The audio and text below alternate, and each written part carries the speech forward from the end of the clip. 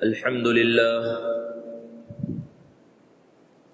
لله نحمده ونستعينه ونستغفره ونؤمن به ونتوكل عليه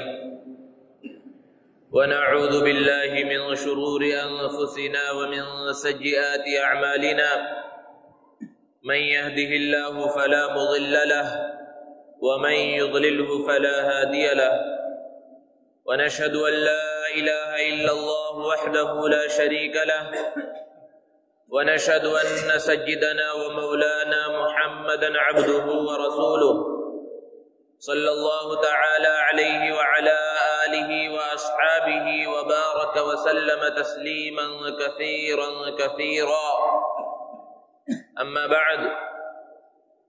فقد قال الله تعالى في القرآن المجيد والفرقان الحميد فأعوذ بالله من الشيطان الرجيم بسم الله الرحمن الرحيم فلا وربك لا يؤمنون حتى يحكموك فيما شجر بينهم ثم لا يجدوا في أنفسهم حرجا مما قضيت ويسلموا تسليما وقال النبي صلى الله عليه وسلم لا يؤمن أحدكم حتى أكون أحب إليه من والده وولده والناس أجمعين أو كما قال عليه الصلاة والسلام۔ معزز سامعین کرام، بزرگوں اور دوستوں، اللہ رب العزت نے بے شمار مخلوقات کو پیدا فرمایا ہے۔ ان مخلوقات میں سے صرف 3 مخلوق ایسی ہیں جنہیں عبادت کا مکلف بنایا: انسان، جنات اور فرشتے۔ قرآن میں اللہ نے ارشاد فرمایا وَمَا خَلَقْتُ الْجِنَّ وَالْإِنسَ إِلَّا لِيَعْبُدُونَ، کہ ہم نے انسانوں اور جناتوں کو صرف اپنے عبادت کے لیے پیدا فرمایا ہے۔ اس آیت میں اللہ رب العزت نے فرشتوں کا تذکرہ نہیں فرمایا۔ اسی طرح قرآن مجید میں اور کسی مقام پر اس بات کو اللہ نے نہیں بیان فرمایا کہ فرشتوں کی تخلیق کا مقصد عبادت ہے، کیونکہ فطری طور پر اللہ نے ان کے اندر عبادت رکھی ہے۔ ان کی صفت اللہ نے بیان فرمائی لا يعصون اللہ ما امرهم ويفعلون ما يؤمرون، کہ فرشتوں کو جو حکم دے دیا جاتا ہے وہ اس کی خلاف ورزی نہیں کرتے، جو کہا جاتا ہے وہ اس کو بجا لاتے ہیں۔ تو ان کی فطرت میں ان کی صفت کے اندر ہی عبادت لکھی ہوئی ہے۔ جبکہ انسان اور جنات کا معاملہ ایسا ہے کہ اللہ نے اسے عبادات کا مکلف بنایا، احکامات کو پورا کرنے کا حکم دیا، لیکن اس انسان کو اللہ نے اختیار بھی دیا ہے کہ دنیا میں چاہے تو وہ عبادت کرے اور چاہے تو نہ کرے، چاہے تو اللہ کی فرما برداری کرے اور چاہے تو اللہ کی فرما برداری نہ کرے، وہ چاہے تو اللہ کے احکامات کو، نبی صلی اللہ علیہ وسلم کے فرامین پر عمل کرے اور چاہے تو اس کو چھوڑ دے۔ یہ اختیار اللہ رب العزت نے دیا ہے۔ تو انسانوں اور جناتوں اور فرشتوں کی عبادت میں بڑا فرق ہے۔ اللہ رب العزت نے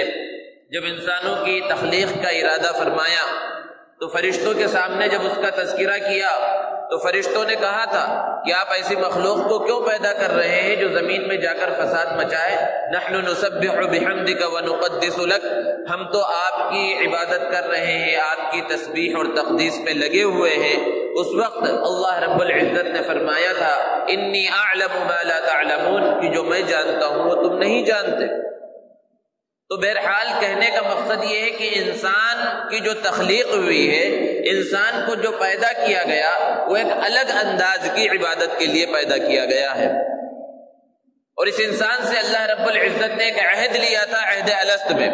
جس کو اللہ نے بیان فرمایا قرآن مجید میں وَإِذْ أَخَذَ رَبُّكَ مِنْ بَنِي آدَمَ مِنْ ظُهُورِهِمْ ذُرِّيَّتَهُمْ وَأَشْهَدَهُمْ عَلَىٰ أَنفُسِهِمْ أَلَسْتُ بِرَبِّكُمْ قَالُوا بَلَىٰ شَهِدْنَا أَن تَقُولُوا يَوْمَ الْقِيَامَةِ إِنَّا كُنَّا عَنْ هَٰذَا غَافِلِينَ، کہ جب انسان ابھی پیدا نہیں ہوا تھا، حضرت آدم علیہ السلام کی ولادت ہوئی تھی، تو اللہ رب العزت نے حضرت آدم علیہ السلام کے پشت پر ہاتھ پھیرا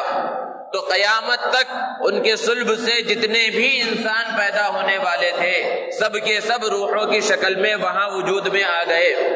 جن کے لیے جنت کا فیصلہ کیا گیا تھا، جو جنت میں جانے والے انسان تھے وہ بھی روحوں کی شکل میں وہاں پر موجود ہو گئے، اور جن کے لیے جہنم کا فیصلہ کیا گیا تھا، جہنم میں جانے والے انسان تھے، وہ بھی وہاں پر موجود ہو گئے۔ اور اللہ رب العزت نے اس وقت ان سے ایک عہد لیا، اور عہد تھا الست بربکم، کہ اس بات کا اقرار کرو، بتلاؤ کیا میں تمہارا رب نہیں ہوں؟ سب نے ایک زبان ہو کر جواب دیا تھا بلا، کیوں نہیں؟ تو اس وقت اللہ رب العزت نے فرمایا شہدنا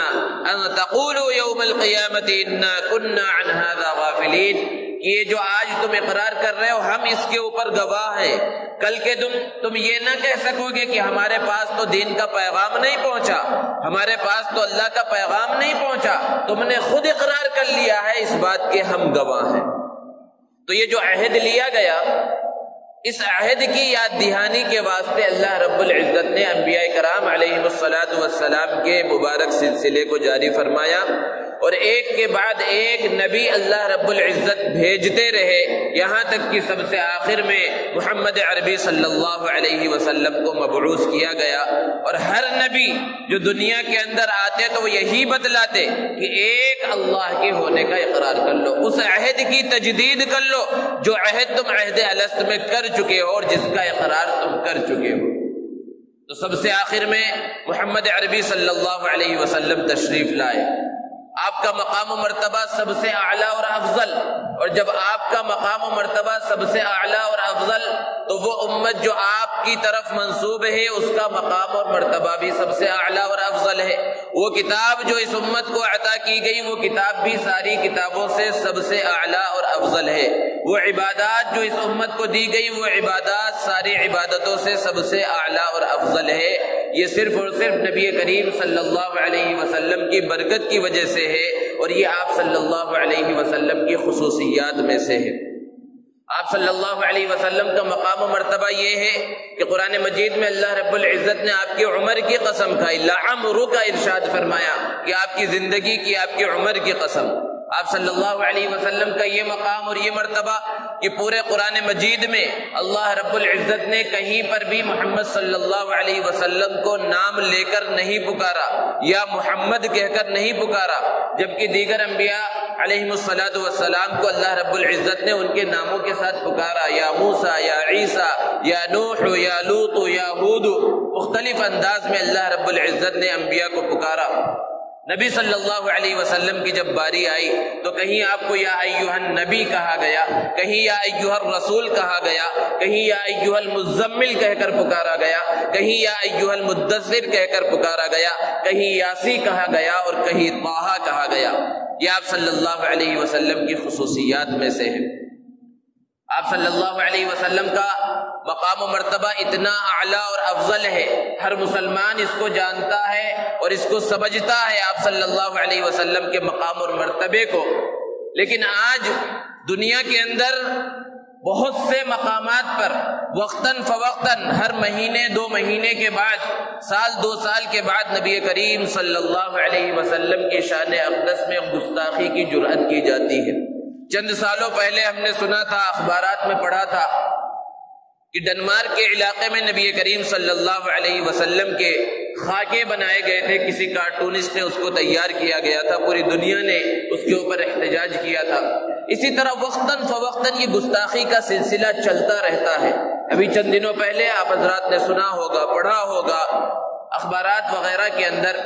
کہ ہالینڈ کے اندر اور نیدرلینڈ وغیرہ ممالک کے اندر کسی ملعون نے، کسی بدبخت نے ایک اعلان کیا ہے کہ چند دنوں کے اندر ایک عالمی مقابلہ نبی کریم صلی اللہ علیہ وسلم کے خاکوں کا منعقد کیا جائے گا، کہ جو سب سے اچھا نبی صلی اللہ علیہ وسلم کا خاکہ بنائے گا اسے بڑا انعام دیا جائے گا، اسے ایوارڈ سے سرفراز کیا جائے گا۔ یہ وقتاً فوقتاً جو دنیا کے اندر یہ کیا جاتا ہے، اس کا مقصد بنیادی طور پر یہ ہے تاکہ مسلمانوں کو مشتعل کیا جائے، مسلمانوں کے جذبات سے کھیلا جائے، مسلمانوں کو تکلیف دی جائے۔ اور مسلمانوں کا حال بھی یہ ہے کہ مسلمان چاہے جتنا گیا گزرا ہو، چاہے جتنے ادنا درجے کا مسلمان ہو، وہ عبادات کے اندر بڑا مقام و مرتبہ نہ رکھتا ہو، وہ سب کچھ برداشت کر لیتا ہے، لیکن نبی کریم صلی اللہ علیہ وسلم کی شان اقدس میں گستاخی کی جائے اس کو برداشت نہیں کرتا۔ تو جب آج ایسے حالات ہیں اور وقتاً فوقتاً انٹرنیٹ کی وجہ سے اور سوشل میڈیا کے عام ہونے کی وجہ سے ایسی چیزیں آپ کی نظروں میں آتی رہتی ہوں گی کہ کہیں قرآن کے بارے میں گستاخی کی جا رہی ہے، کہیں اسلامی شعائر کے بارے میں گستاخی کی جا رہی ہے، کہیں نبی صلی اللہ علیہ وسلم کی شان مبارک کے بارے میں گستاخی کی جا رہی ہے، تو ہمارا کیا رویہ ہونا چاہیے؟ کیا ہم جذبات میں آ جائیں اور ہم مشتعل ہو جائیں اور اپنے ہوش و حواس کھو بیٹھے؟ ابھی کل چند گروپوں کے اندر واٹس ایپ وغیرہ میں ایک تصویر گشت کر رہی تھی کہ جس کے اندر کعبۃ اللہ کی تصویر ہے اور اس کے اوپر قرآن کی تصویر ہے، اور ایک بدبخت اور ملعون اس قرآن کے اوپر بیٹھا ہے، اس انداز میں اس کو ایڈٹ کیا گیا ہے، فوٹو شاپ کے ذریعے اس تصویر کو بنایا گیا، یہ بھی گستاخی کی ایک شکل ہے، اور اس کو جو ہے وائرل کیا جا رہا ہے اور پھیلایا جا رہا ہے، اور پھیلانے والے ہمارے مسلمان بھائی ہیں۔ اور اس کے اندر جو لکھا گیا، جو تحریر کیپشن کے اندر ڈالی گئی، اس انداز میں لکھا گیا کہ اگر نبی سے محبت ہے تو اس کو شیئر کرو، اس کو اتنا پھیلاؤ کہ ہر مسلمان تک پہنچ جائے۔ ذرا غور کرنے کی ضرورت ہے کہ اس کو شیئر کرنے سے کیا ملنے والا ہے، سارے مسلمانوں تک پہنچانے سے اس کو کیا ملنے والا ہے؟ کیا یہ ایمان کا دار و مدار ہے؟ کیا یہی ایمان کی بنیاد ہے کہ جس کا ایمان مضبوط ہوگا اور جس کو نبی صلی اللہ علیہ وسلم سے محبت ہوگی وہ اس تصویر کو آگے بڑھاتا جائے گا تاکہ وہ گستاخی جو چند لوگوں کو معلوم تھی پوری دنیا کو معلوم ہو جائے؟ کرنے کا کام تو یہ تھا کہ جب آپ کے پاس ایسی تصویر آئی، ایسی گستاخی کی چیز آپ کے پاس کسی بھی پلیٹ فارم سے پہنچی، تو اگر آپ کو معلوم ہے کہ یہ گستاخی کرنے والا کون ہے تو آپ جس ملک کے رہ رہے ہیں اس ملک کے قانون کو اپناتے ہوئے اس کے خلاف قانونی کارروائی کرتے، کیونکہ یہاں قانون موجود ہے، اور قانون ہے کہ کسی بھی مذہبی رہنماؤں کے خلاف اگر گستاخی کی جائے تو ایف آئی آر درج کرائی جائے پولیس اسٹیشن میں۔ یہ کام جو کرنے کا ہے وہ کام تو مسلمان نہیں کرتے، اور آج تو معاملہ اتنا آسان ہو گیا کہ پولیس اسٹیشنوں میں جانے کی ضرورت نہیں۔ جو لوگ سوشل میڈیا پر ایکٹیو ہیں اور مسلمانوں کے اندر اچھا کام کر رہے ہیں، وہ صرف ٹویٹر وغیرہ کے ذریعے پولیس اسٹیشنوں کو ٹیگ کر کے ان کا نام لکھ کر رپورٹ آن لائن درج کرا رہے ہیں اور مجرمین پکڑے جا رہے ہیں۔ لیکن اس کام کو کرنے کے بجائے کہ جس میں وہ گستاخی کرنے والا ہے وہ قانون کے شکنجے میں پھنسے، وہ جیل کے سلاخوں کے پیچھے نظر آئے، وہ کام کرنے کے بجائے اس تصویر کو پھیلانے کے اندر لگے ہوئے ہیں مسلمان، اور ہر ایک تک پھیلانا اس کو اپنا فرض اور فریضہ سمجھ رکھا ہے۔ تو ایسے حالات میں جب وقتاً فوقتاً مسلمانوں کے جذبات سے کھیلنے کی کوشش کی جاتی رہتی ہے، ہمیں یہ سمجھنے کی ضرورت ہے کہ آخر ایسا ہوتا کیوں ہے، اس کا بنیادی سبب کیا ہے، بنیادی وجہ کیا ہے؟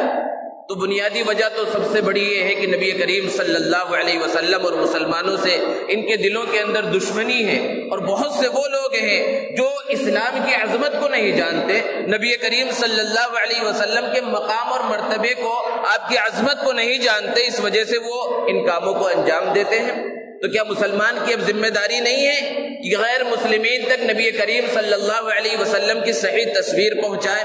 آپ صلی اللہ علیہ وسلم کا اخلاق، آپ کا کردار، آپ کا کیریکٹر اپنے برادران وطن تک اور غیر مسلمین تک پہنچائے، ان کو دین کے بارے میں بتلائے، ان کو اسلام کے امن و امان کے بارے میں بتلائے، اسلام کی خوبصورتی اور اسلام کی تعلیمات کے بارے میں ان کو بتلائے۔ سب سے بڑی ذمہ داری آج یہی ہے۔ مسلمانوں نے اپنی اس ذمہ داری کو، جو ذمہ داری اللہ رب العزت نے عطا فرمائی تھی کہ اس اسلام کے پیغام کو، اس قرآن کے پیغام کو اور نبی کریم صلی اللہ علیہ وسلم کی تعلیمات کو صرف مسلمانوں تک محدود نہ رکھا جائے، اس کو پوری انسانیت تک پھیلا دیا جائے، اس ذمہ داری کو اصل میں مسلمانوں نے چھوڑ دیا ہے۔ اس لیے وقتاً فوقتاً یہ سب حالات پیش آتے رہتے ہیں،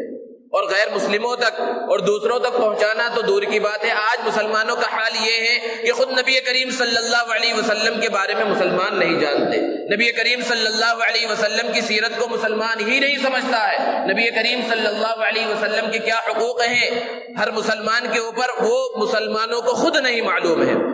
تو ایسے حالات میں جب ناموس رسالت سے کھلواڑ کی کوشش کی جاتی ہے، مسلمانوں کی ذمہ داری یہ ہے کہ مسلمان غیر مسلموں تک جو نبی کریم صلی اللہ علیہ وسلم اور اسلامی تعلیمات کے بارے میں شکوک و شبہات کے اندر مبتلا ہیں، مسلمانوں کے اعمال کی وجہ سے، ان کے غلط کاموں کی وجہ سے ان کے ذہن کو صاف کریں، ان تک اپنی بات کو، اسلام کی بات کو، نبی صلی اللہ علیہ وسلم کی بات کو پہنچائیں، اور نبی کریم صلی اللہ علیہ وسلم کے حقوق کو جانیں، جانے اور آپ صلی اللہ علیہ وسلم کے حقوق کو ادا کرنے کی کوشش کریں، آپ صلی اللہ علیہ وسلم کی سنتوں کو جانیں، آپ کی سنتوں پر عمل کرنے کی کوشش کریں، آپ صلی اللہ علیہ وسلم کے فرامین کو سمجھیں اور آپ کے فرامین پر عمل کرنے کی کوشش کریں۔ یہ سب سے بڑا کام ہے۔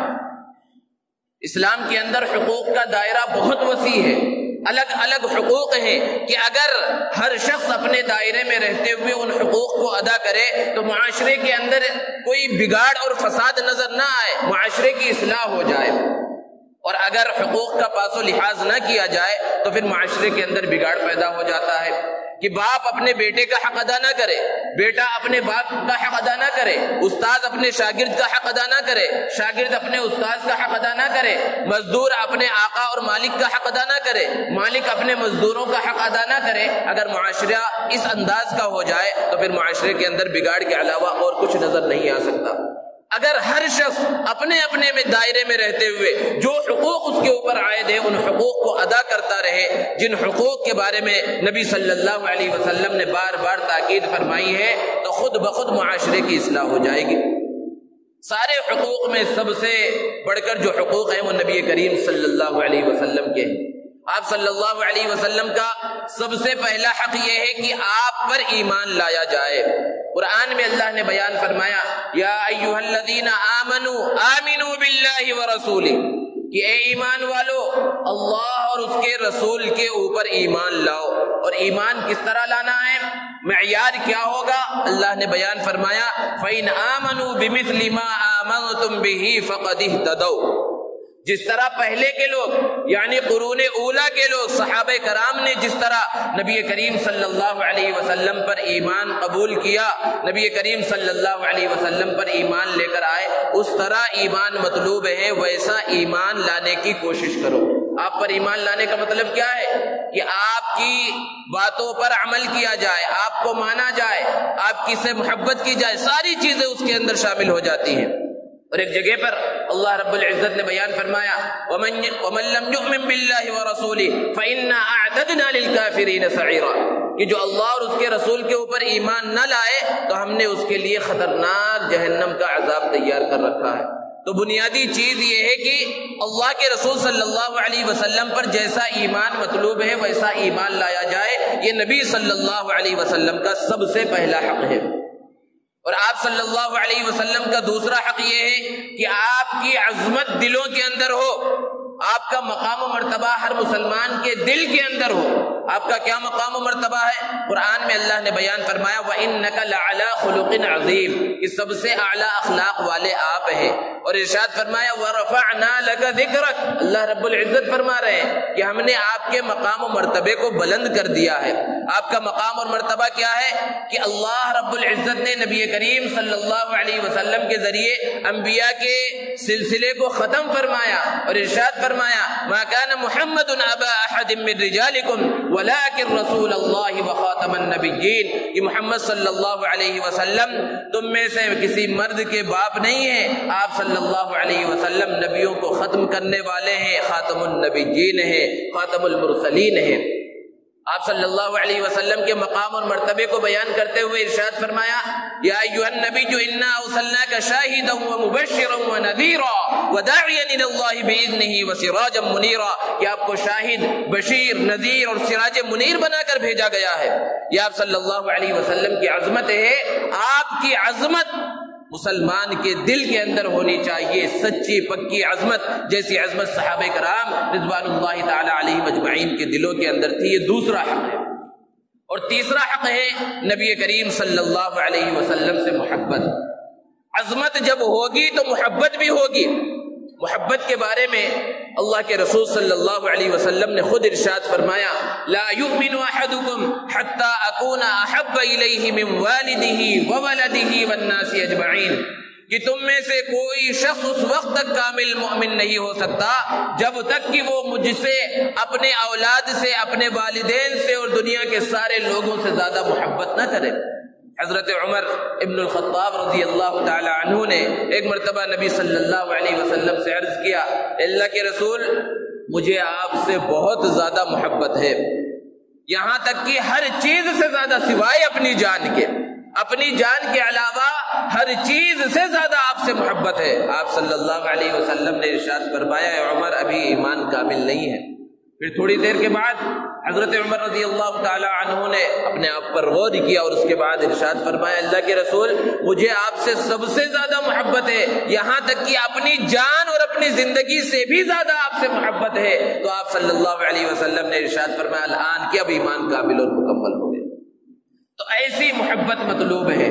محبت جو کسی سے کی جاتی ہے تو اس کے کچھ اسباب لوگوں نے بیان کیے ہیں کہ محبت کے اسباب میں سے ہے کمال، جمال اور احسان۔ کسی سے محبت کی جاتی ہے تو یوں ہی محبت نہیں کی جاتی، سامنے والے کے اندر کچھ کمالات ہوتے ہیں، کچھ خوبیاں ہوتی ہیں تو اس کی وجہ سے محبت کی جاتی ہے۔ تو اگر کمال یہ محبت کا سبب ہے تو نبی کریم صلی اللہ علیہ وسلم اس بات کے زیادہ لائق ہے کہ آپ سے محبت کی جائے، کیونکہ آپ کے اندر جو کمالات تھے، آپ کے اندر جو خوبیاں تھیں، دنیا کے کسی انسان کے اندر وہ کمالات، وہ خوبیاں نہیں تھی۔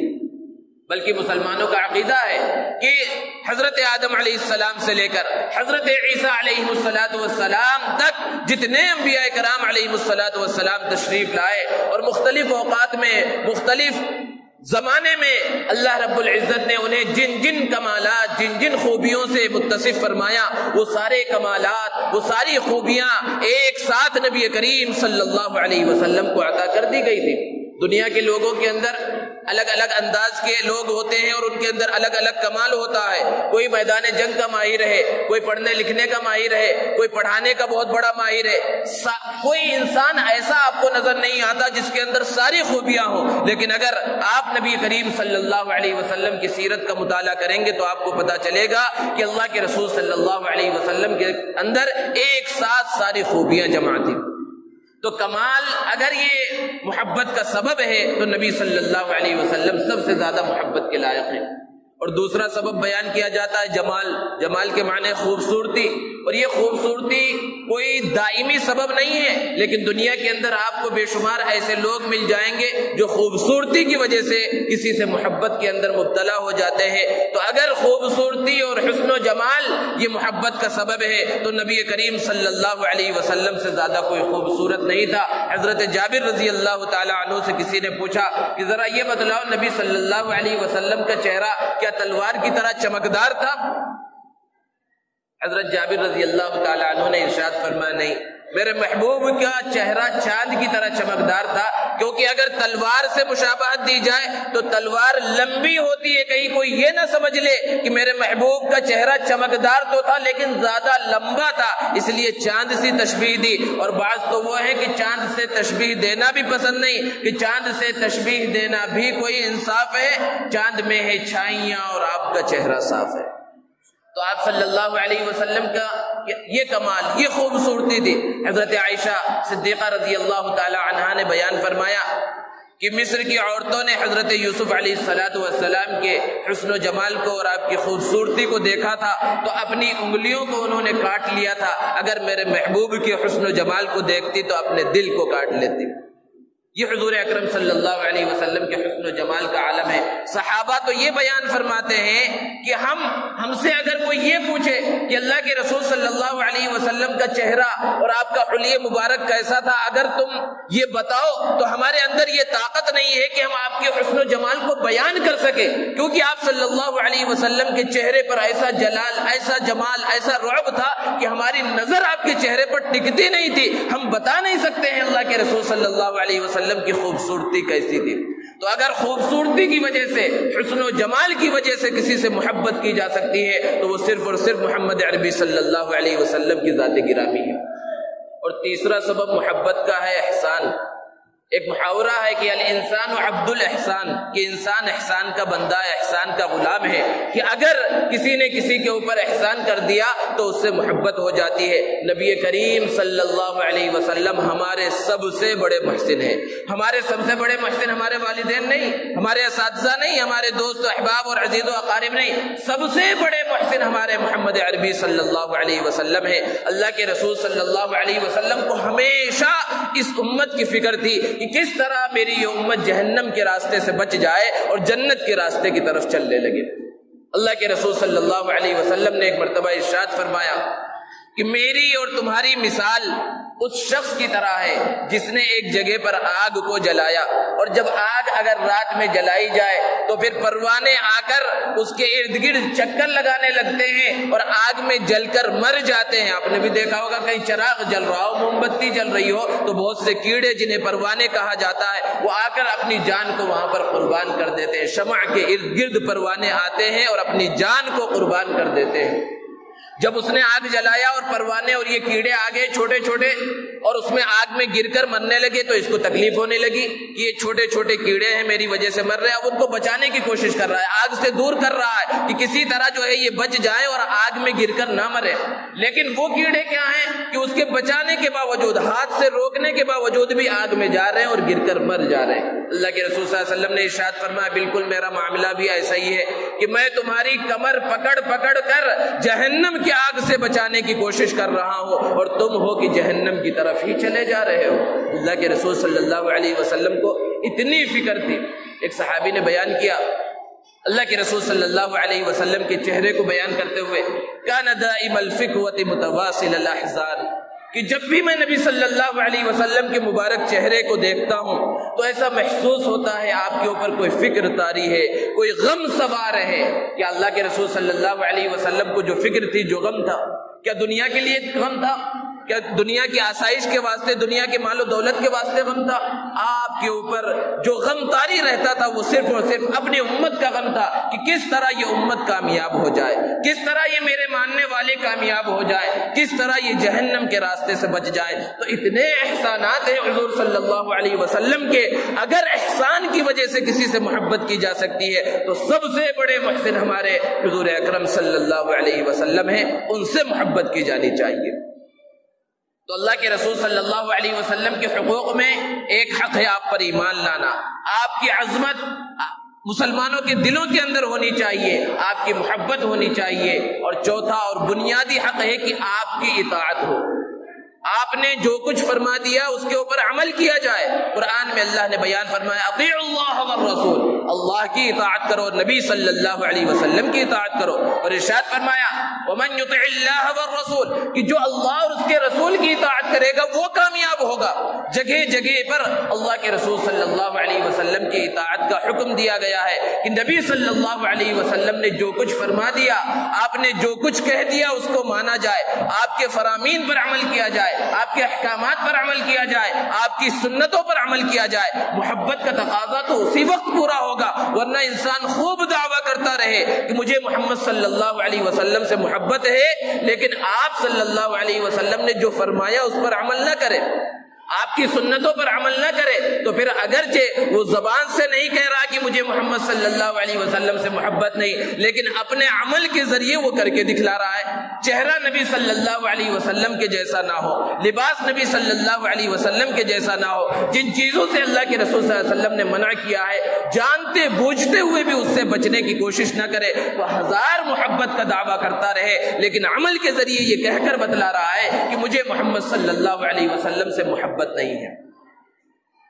اور ایک چیز جو بڑا حق ہے نبی کریم صلی اللہ علیہ وسلم کا، وہ حق یہ ہے کہ آپ صلی اللہ علیہ وسلم پر کثرت سے درود پڑھا جائے۔ قرآن مجید میں اللہ رب العزت نے ارشاد فرمایا ان اللہ وملائکتہ یصلون علی النبی یا ایھا الذین آمنوا صلوا علیہ وسلموا تسلیما، کہ اللہ اور اس کے فرشتے نبی صلی اللہ علیہ وسلم پر درود بھیجتے ہیں، تو تم اے مسلمانوں اس بات کے زیادہ لائق ہو کہ جب اللہ اور اس کے فرشتے اللہ کے رسول صلی اللہ علیہ وسلم پر درود بھیج رہے ہیں تو نبی کریم صلی اللہ علیہ وسلم پر تم درود بھیجو۔ اور اللہ کے رسول صلی اللہ علیہ وسلم پر درود بھیجنے کا فائدہ آپ صلی اللہ علیہ وسلم کو کیا ہوگا؟ اس کا فائدہ خود ہمیں ہوگا۔ نبی صلی اللہ علیہ وسلم نے ارشاد فرمایا من صلی علی واحدۃ صلی اللہ علیہ عشرا، کہ جو مجھ پر ایک مرتبہ درود بھیجتا ہے اللہ رب العزت اس پر 10 رحمتیں نازل فرماتے ہیں۔ اور بے شمار احادیث مبارکہ میں اللہ کے رسول صلی اللہ علیہ وسلم نے درود کے فضائل بیان فرمائے ہیں کہ چلتے پھرتے اٹھتے بیٹھتے درود شریف کا ورد کیا جائے، اور مجلس کے اندر کہیں پر بھی اللہ کے رسول صلی اللہ علیہ وسلم کا نام نامی آئے، آپ کا اسم گرامی آئے، تو اللہ کے رسول صلی اللہ علیہ وسلم کے اوپر درود پڑھا جائے۔ یہ آپ صلی اللہ علیہ وسلم کا حق ہے، اس حق کو ادا کرنا ضروری ہے۔ اسی طرح اللہ کے رسول صلی اللہ علیہ وسلم کے حقوق میں سے ہے کہ آپ کا دفاع کیا جائے. آپ صلی اللہ علیہ وسلم پر جو اعتراضات غیر مسلموں کی جانب سے، ملحدوں کی جانب سے، بے دینوں کی جانب سے، مستشرقین کی جانب سے کیے جا رہے ہیں، ان اعتراضات کا جواب دیا جائے. جو انسان جس درجے میں وہ جواب دے سکتا ہے، اللہ کے رسول صلی اللہ علیہ وسلم کا دفاع کر سکتا ہے، اس درجے میں دفاع کرنا ضروری ہے. اس درجے میں اس کا اللہ کے رسول صلی اللہ علیہ وسلم کا دفاع کرنا لازم اور ضروری ہے. اگر اسے معلوم نہیں ہے ان اعتراضات کے جواب، تو جنہیں معلوم ہے اہل علم سے، علماء سے ملے اور معلوم کرے کہ نبی صلی اللہ علیہ وسلم کے بارے میں ایسی ایسی باتیں کی جا رہی ہے. ایسا نہیں ہے کہ ایک آدمی کے سامنے سے نبی صلی اللہ علیہ وسلم کے بارے میں کچھ اعتراض گزرا اور وہ سرسری انداز میں وہاں سے گزر جائے. نبی صلی اللہ علیہ وسلم کے بارے میں کوئی چیز نظر آئے تو اب مسلمان کی ذمہ داری یہ ہے کہ وہ معلوم کرے کہ یہ جو اعتراض کیا گیا اس اعتراض کا جواب کیا ہے، کس انداز میں اس کو جواب دیا جا سکتا ہے، کیا اسلامی تعلیمات کیا کہتی ہیں. سامنے والے کا ذہن اور اس کا دل و دماغ صاف کیا جائے، یہ ہر مسلمان کی ذمہ داری ہے. اسی طرح نبی صلی اللہ علیہ وسلم کا ایک حق کہ آپ کے دین کی نصرت کی جائے، یعنی آپ کے دین کی مدد کی جائے. قرآن میں اللہ نے بیان فرمایا الا تنصروه فقد نصره اللہ، کہ اگر تم نبی صلی اللہ علیہ وسلم کی مدد نہیں کرو گے تو یہ مت سمجھو کہ نبی صلی اللہ علیہ وسلم کی مدد کرنے والا کوئی نہیں، اللہ نبی صلی اللہ علیہ وسلم کی مدد کرنے والا ہے. اگر نبی کریم صلی اللہ علیہ وسلم کے فرامین پر، آپ صلی اللہ علیہ وسلم کے احکامات پر عمل نہیں کرو گے تو اس سے نہ اللہ رب العزت کا کچھ نقصان ہونے والا ہے اور نہ نبی صلی اللہ علیہ وسلم کا کچھ نقصان ہونے والا ہے. جو نقصان ہوگا اور جو خسارہ ہوگا وہ خسارہ اور نقصان صرف اور صرف ہمارا ہی ہوگا. اس لیے ضرورت اس بات کی ہے کہ ایسے زمانے میں جب اسلام پر اعتراضات کیے جا رہے ہیں، قرآن پر اعتراضات کیے جا رہے ہیں، نبی صلی اللہ علیہ وسلم کی ذات اقدس پر اعتراضات کیے جا رہے ہیں، آپ کی شان میں گستاخی کی جا رہی ہے، مسلمانوں کو اور خاص طور پر ہمارے نوجوانوں کو اس بات کی طرف متوجہ ہونا ہے کہ اسلام کو پہلے اچھی طرح سے سمجھے، نبی کریم صلی اللہ علیہ وسلم کی سیرت کو اچھی طرح سے پڑھیں، نبی صلی اللہ علیہ وسلم کے حقوق کو پہچانیں، حقوق کو جانیں اور ان حقوق پر عمل کرنے کی کوشش کریں. اور جہاں جہاں گستاخیاں کی جا رہی ہیں قانون کے دائرے میں رہتے ہوئے ان کے خلاف کارروائی کرنے کی کوشش کریں. اگر ہم نے اس فریضے کو انجام دیا، نبی صلی اللہ علیہ وسلم کے پیغام کو، آپ کی سیرت کو، آپ کے اخلاق اور کردار کو دنیا تک پہنچا دیا تو پھر اللہ کی ذات سے امید ہے کہ ایسی گستاخی کرنے کی کسی کی جرأت نہیں ہوگی. کمی ہمارے اندر ہے کہ ہم نے اصل میں اللہ کے رسول صلی اللہ علیہ وسلم کی پیاری سیرت، پیارے پیغام کو غیر مسلموں تک پہنچایا نہیں ہے، جس کی وجہ سے وہ جری